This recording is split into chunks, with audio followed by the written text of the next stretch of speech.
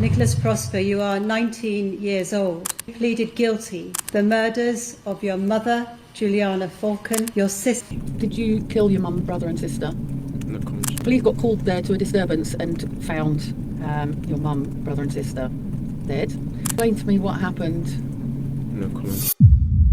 Imagine this. You're living in a quiet English town. Children are walking to school, parents are hurrying to work. The world feels ordinary. But inside one home, a teenager is drawing up blueprints, maps, lists, fake documents. He isn't planning a future of college or career. He's planning mass murder. By the time police discovered his intentions, 3 people were already dead. His own mother, his younger brother, his little sister. And the massacre he had in mind, the one he boasted could be the worst of the 21st century, was terrifyingly close to becoming real. This is the story of Nicholas Prosper, a boy who, at just 18, carried out one of the most shocking family murders in recent British history.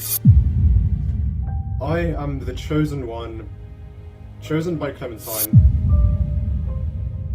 And nearly unleashed something far worse. Luton, Bedfordshire, a busy town north of London, known for its diversity, working-class communities, and ordinary suburban streets. On the surface, it's not the kind of place most people would expect to find a future mass murderer quietly living among them. Nicholas Prosper, 18 years old in 2024, was, to neighbors, just another teenager. Some described him as quiet, withdrawn, a little strange at times, but nothing outwardly alarming. He lived in a modest flat with his mother, Juliana, and his 2 younger siblings, 16-year-old Kyle and 13-year-old Giselle. Family friends later said Juliana was a devoted mother. She worked hard, raised her children with discipline, but also with warmth. Kyle was sporty, outgoing, and popular at school. Giselle, only just stepping into her teenage years, was cheerful, creative, and had a close circle of friends. To outsiders, the family seemed ordinary, but inside Nicholas, something else had been growing, something far darker than anyone around him could have guessed. In September 2024, Nicholas was in a world of his own. He was no longer dreaming about university or apprentice.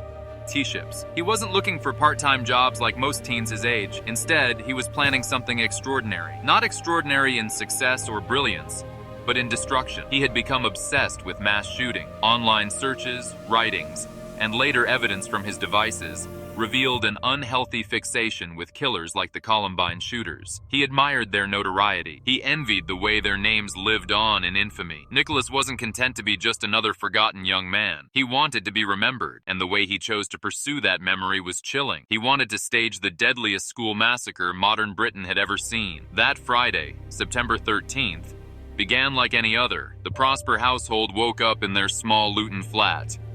Juliana likely prepared breakfast, checked in on her kids, and sent them off into their routines. But by the end of the day, 3 members of the family would be dead. The exact order of events remains partly speculative, pieced together from forensic timelines. What investigators do know is this. Sometime during the day, Nicholas turned violent. He killed his 16-year-old brother, Kyle.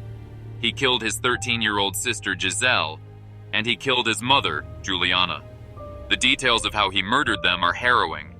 Police found that each killing showed signs of rage, but also method. These weren't acts of spontaneous anger.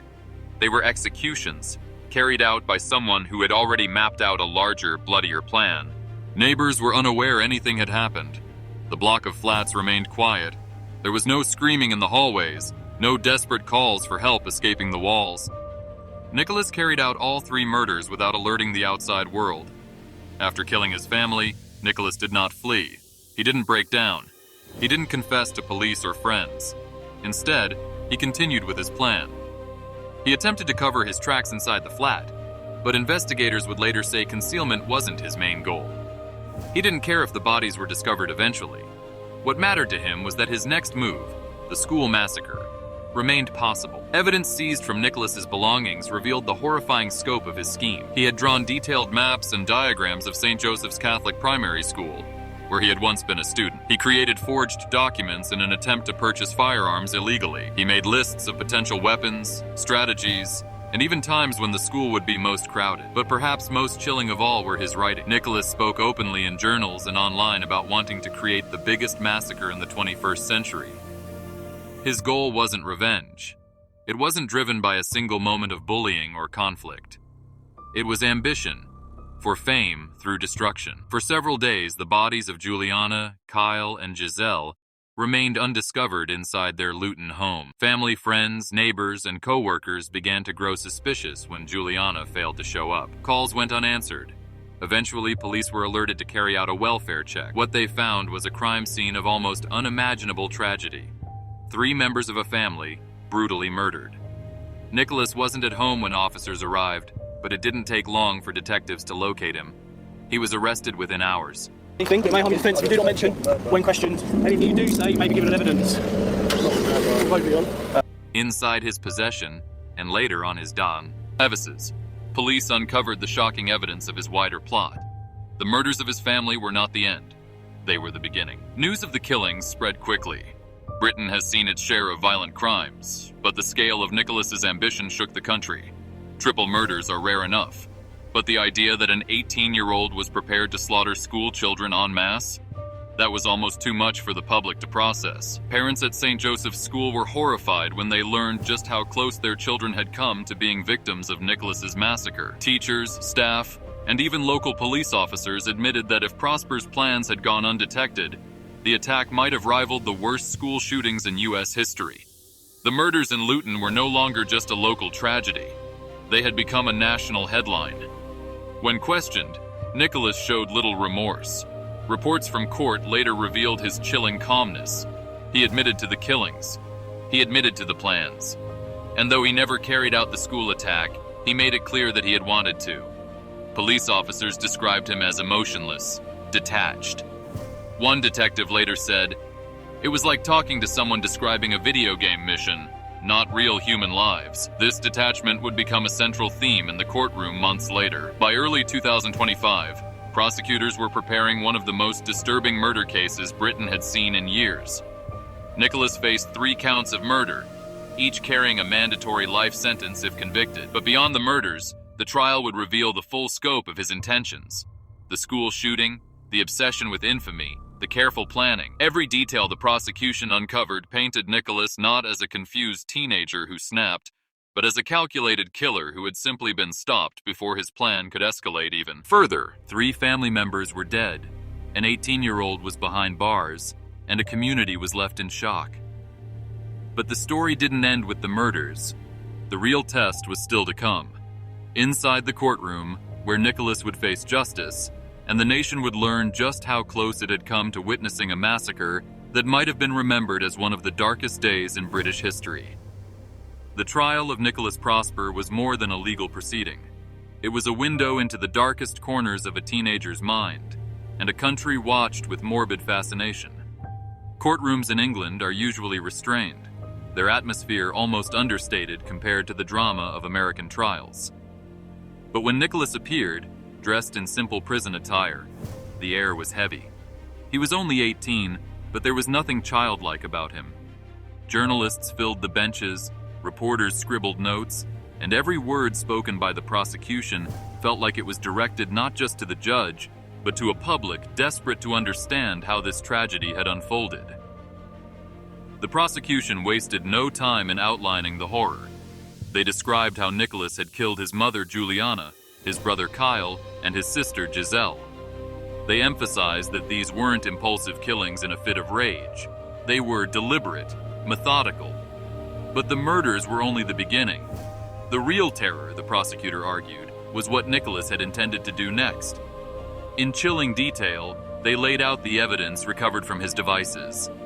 The plans for a school shooting, the forged documents, the diagrams of St. Joseph's Catholic Primary School, and the handwritten notes about making the biggest massacre of the 21st century. Every page of evidence suggested that Nicholas wasn't acting out of confusion or desperation. He was driven by ambition, by a hunger to be remembered through violence. Family members of the victims sat quietly in the courtroom, their grief etched into every expression. For them, the trial wasn't just about Nicholas's intentions. It was about the brutal fact that 3 lives had already been taken. Juliana, a hard-working mother who had sacrificed for her children. Kyle, a 16-year-old boy with dreams of sports and friendships ahead of him. Giselle, only 13, her life just beginning. Their absence was felt in every word, every testimony. Friends and relatives who spoke in court described the Prosper family not as perfect, but as deeply loved. Juliana's colleagues called her reliable, warm, devoted to her children. Teachers spoke of Kyle's energy and Giselle's kindness. And as they painted these portraits, the courtroom was reminded of what had been lost. Not just numbers in a crime report, but human beings whose futures had been erased. Nicholas's defense, though prepared, faced an impossible task. They argued that he was young, immature, and mentally unstable. They said he had become obsessed with violent online material, warped by fantasies of notoriety. His lawyers suggested that the killings were less about evil intent and more about a disturbed teenager whose grasp on reality had slipped. They spoke of his isolation, his lack of close friends, his retreat into a digital world where violence was glorified.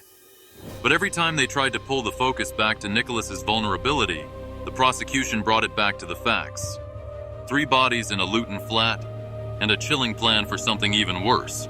What unsettled many observers was Nicholas's demeanor. Throughout the trial, he showed little outward emotion. He didn't cry when photos of his murdered siblings were displayed. He didn't flinch when prosecutors read excerpts from his notes about massacres. Some saw it as coldness, others as detachment. But whatever the reason, it convinced many that Nicholas was not someone who had simply snapped. He was someone who had thought, planned, and acted with terrifying calculation. After weeks of testimony, the outcome seemed inevitable. The jury deliberated, but not for long. When they returned, the words echoed through the courtroom. Guilty of all 3 murders, Nicholas Prosper was sentenced to life in prison, with a minimum term of 40 years before parole could even be considered. For many, it was as close to justice as the system could provide. For the surviving friends and relatives of Juliana, Kyle, and Giselle, it was a cold comfort. Nothing could bring their loved ones back.